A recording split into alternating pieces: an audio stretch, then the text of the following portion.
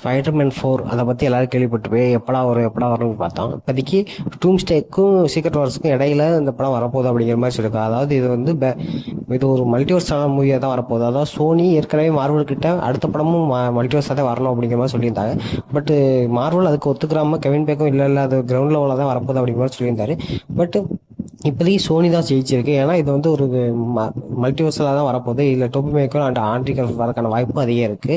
இது வந்து டூம்ஸ்டேக்கு அப்புறம் வரனால நிறையா விஷயங்கள் மாறி இருக்க போது.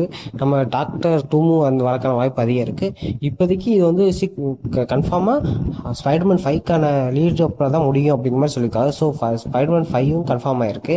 இது ஒரு நல்ல விஷயம் தான். பட் இப்போதைக்கு இன்னும் ஒரு வருஷம் நம்ம வெயிட் பண்ண வேண்டியிருக்கு இந்த படத்துக்காண்டி. இதை பற்றி உங்கள் தாட்ஸை கீழே கமெண்ட் பண்ணுங்கள். இந்த படத்தை பற்றி நீங்கள் என்ன நினைக்கிறீங்க, இதில் யாரெல்லாம் கேமியா வந்தால் நல்லாயிருக்கும் அப்படிங்கிற மாதிரி சொல்கிறது உங்கள் தாட்ஸையும் கீழே கமெண்ட் பண்ணுங்கள். அடுத்தடுத்த வீடியோவில் பார்க்கலாம். அடுத்து என்னென்ன வீடியோ வரப்போகுது அப்படிங்கிறத கீழே கமெண்ட் பண்ணுறேன். பாய்.